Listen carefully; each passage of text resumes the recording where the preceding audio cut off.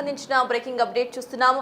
మొంతా తుఫాన్ ముంచుకొస్తోంది. ప్రతి గ్రామంలో కూడా ఇప్పటికే భీకర గాలులు మొదలైపోయాయి. కోస్టల్ ఏరియాస్ వాళ్ళందరూ కూడా జాగ్రత్తగా ఉండాల్సిందిగా ఇప్పటికే హెచ్చరికలు జారీ చేశారు. ఏపీలో స్కూల్స్ అన్ని కూడా సెలవుల్లోకి వెళ్ళిపోయాయి.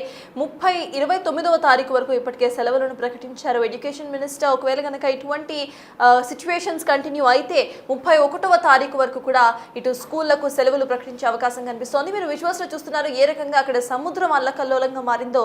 ఇటు గ్రామాల్లో ప్రజలంతా కూడా భీకర గాలులతో తీవ్ర ఇబ్బందులు పడుతున్నారు.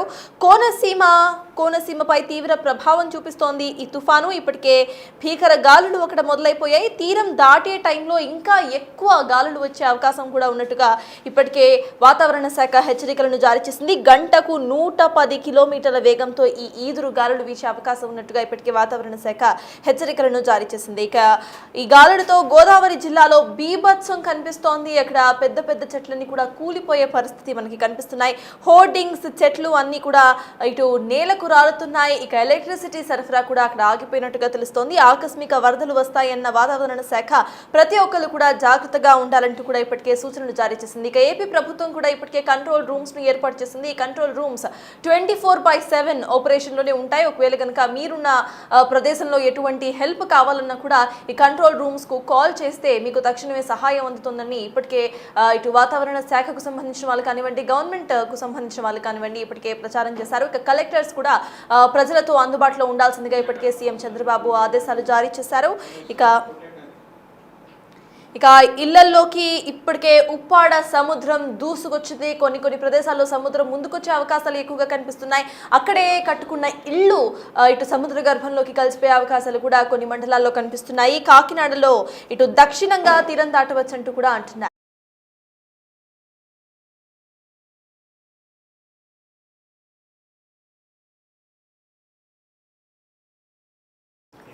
రైట్, మొంతా తుఫాన్ కు సంబంధించిన వెదర్ అప్డేట్స్ మా ప్రతినిధి రాజు అందిస్తారు. రాజు, ఇండియా మెటీరియలాజికల్ డిపార్ట్మెంట్ ముఖ్యంగా మన ఉత్తర హిందూ మహాసముద్రంలో మనకున్న అథారిటీ ప్రకారం మనకు మన ప్రక్కల ఉన్న దేశాలకు ఇంచుమించు 14 దేశాలకి మనమే సేవలు అందిస్తున్నాం. కాబట్టి మిగతావి ఏమి చెప్పినా ఐఎండీ చెప్పిన దీనిని మీరు ప్రామాణికంగా తీసుకున్నట్లయితే మాకు ఉన్న సాంఖ్యకీయ నమూనాల ద్వారా మేము పరిశీలించిన విధానాన్ని బట్టి ప్రస్తుతానికి నిన్నటి తుఫాను మొంతా ఈరోజు పశ్చిమ మధ్య బంగాళాఖాతంలోనే కొనసాగుతూ ఈరోజు ఉదయానికి మరింత తీవ్ర తుఫానుగా పరిణమించింది. రాబోయే కొన్ని గంటలలో ఉత్తర వాయువ్య దిశలోనే పయనించిన తరువాత అది సైక్లోన్ మొంతా తీవ్ర సైక్లోన్గానే కాకినాడ పరిసర ప్రాంతాలలో తీరాన్ని తాకే అవకాశం ఉంది. తీరాన్ని తాకే సమయంలో బలమైన గాలులు 90 నుంచి 100 కిలోమీటర్లు, గరిష్టంగా 110 కిలోమీటర్ల వేగంతో వీచే అవకాశం ఉంది. ఈ విషయాన్ని సూచించే ఈ బొమ్మను చూసినట్లయితే మీకు అర్థమవుతుంది. కాకినాడ పరిసర ప్రాంతాల్లో ఈ తుఫాను తీరాన్ని తాకే సమయంలో ఇంచుమించు ఈరోజు సాయంత్రం నుంచి రాత్రి లోపల గాలుల యొక్క వేగం 90 నుంచి 110 కిలోమీటర్ల వరకు ఉండే అవకాశం ఉంది. దానికి కొంచెం దూరంలో ఈ వైలెట్ కలర్లో ఉన్న ఈ మొత్తం ఇక్కడ 3 కలర్స్ అయితే ఉన్నాయి. ఒకటి గ్రీన్, వైలెట్, కొంచెం డార్క్ కలర్లో. ఈ 3 కలర్స్ ఏంటి అసలు? ఇక్కడ విండ్ యొక్క స్ట్రెంగ్త్ చెప్పేవే 3 కలర్స్. ఎంత స్ట్రాంగ్ విండ్తో వస్తుంది. ఈ కాకినాడ చుట్టుప్రక్కల ఉన్న ఈ 2-3 జిల్లాల్లో ఉండాల్సిన విండ్ అప్రాక్సిమేట్గా 90 నుంచి 100-110 కిలోమీటర్స్ వరకు ఉండే అవకాశం ఉంది. ఇక ఇంకొంచెం దూరంలో 60 నుంచి 90 వరకు ఉండే అవకాశం ఉంది. ఇంకా దూరంలో పెరిఫరల్ ఏరియాస్లో అప్రాక్సిమేట్గా 50 to 60 కిలోమీటర్స్ ఉండే అవకాశం ఉంది.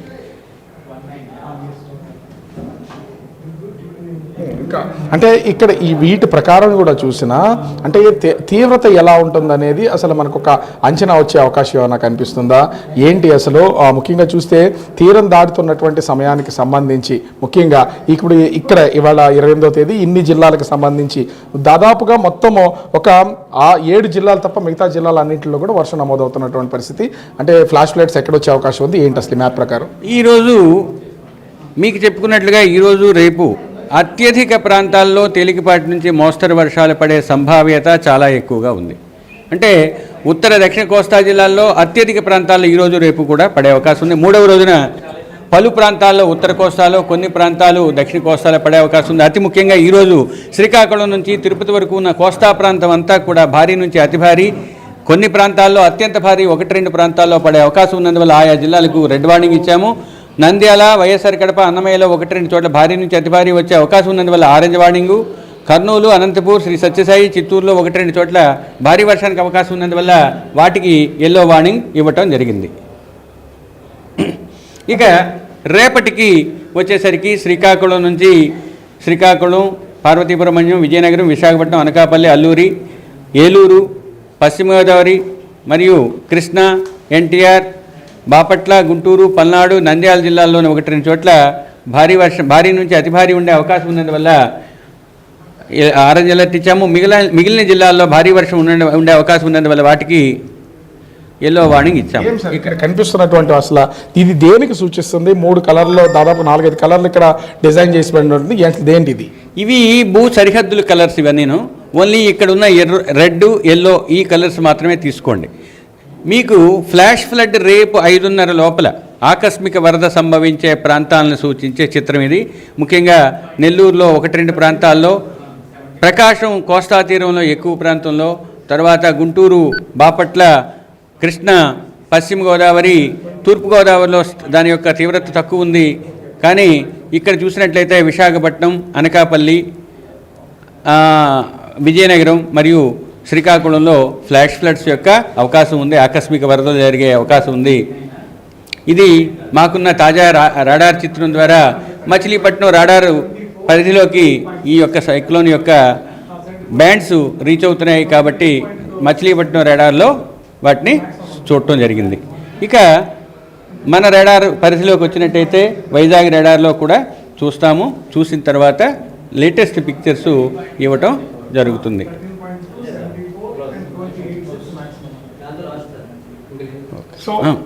ఇక ఇక్కడ కనిపిస్తున్న దాని ప్రకారం ఏంటి సార్ అసలు ఈ సర్కిల్ ఏంటది? అసలు స్టార్మ్ సర్జ్ అంటే ఉప్పెన. సాధారణ అలల కన్నా ఎంత ఎత్తులో ఉప్పెన ఉండే అవకాశం ఉంది. ఇక్కడ వచ్చేది ఆ సూచనలు ఏమైనా కనిపిస్తుంది? ఏ ప్రాంతంలో?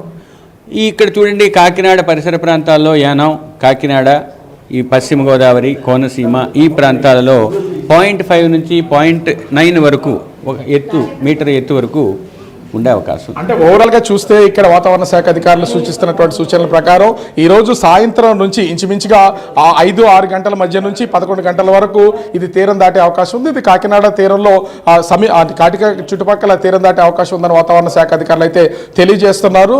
మొత్తానికి ఇది అంటే 19 జిల్లాలకు సంబంధించి భారీ వర్షాలు కురిసే అవకాశం ఉంది. ఫ్లాష్ ఫ్లడ్స్తో పాటుగా అంటే ఉప్పెన ప్రభావం కూడా కొంత ఎక్కువగా ఉంది. అది కాకినాడ పరిసరాల్లో ఉందని విశాఖ వాతావరణ కేంద్రం అధికారులు అయితే చెప్తున్నటువంటి పరిస్థితి కనిపిస్తోంది. రాజేష్,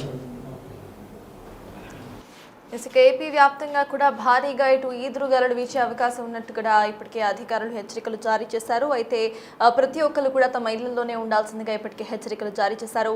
కంట్రోల్ రూమ్స్ ను సైతం ఏర్పాటు చేశారు. ఇక ఏలూరు, విజయవాడలో అసలు పరిస్థితులు ఎలా ఉన్నాయనేది మా ప్రతినిధులు ఇటు సాగర్, రాజేష్లు అందించడానికి సిద్ధంగా ఉన్నారు.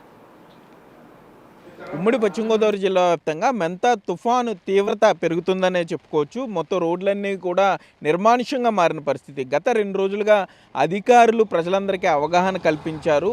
అత్యవసరమైతేనే బయటికి రావాలంటూ కూడా అధికారులు సూచించడం జరిగింది. నరసాపురం తీర ప్రాంతంలో లోతట్టు ప్రాంతాలు, ముంపుకు గురయ్యే ప్రాంతాలు ఏవైతే ఉన్నాయో వాటన్నిటి వద్ద ఉన్నటువంటి జనాలను పునరావాస శిబిరాలకు అధికారులు తరలిస్తున్నారు. పేరుపాలెంతో పాటుగా నరసాపురం మొగల్తూరు మండలంలో పునరావాస శిబిరాలు ఏర్పాటు చేశారు. శిబిరాలకు వచ్చిన ప్రజలకు కావలసినటువంటి నిత్యావసర సరుకులతో పాటు భోజనం, మంచినీరు, మెడికల్ సాయాన్ని అక్కడ అధికారులు అందజేస్తున్నారనే చెప్పుకోవచ్చు. గాలి తీవ్రత కూడా పెరుగుతుందనే చెప్పుకోవచ్చు. నరసాపురం, భీమవరం, పాలకొల్లు, ఆచంట ప్రాంతాల్లో వర్షపాతం ఎక్కువగా నమోదైందంటూ కూడా అధికారులు చెప్తున్నారు. చేపల వేటకు వెళ్ళే మత్స్యకారులు చేపల వేటకు వెళ్ళవద్దంటూ చెప్తున్నారు. అయితే కొన్ని చోట్ల అధికారులు ఎంత అవగాహన కల్పించినా కూడా కొంతమంది యువకులు ఈ చెరువుల వద్దకు, కుంటల వద్దకు, పారే నదుల వద్దకు వెళ్ళి అక్కడ కొంత చేపలు పట్టే ప్రయత్నం చేయడం అధికారులు తలనొప్పిగా మారిందనే చెప్పుకోవచ్చు. ఒక పక్క తుఫానుకు సంబంధించినటువంటి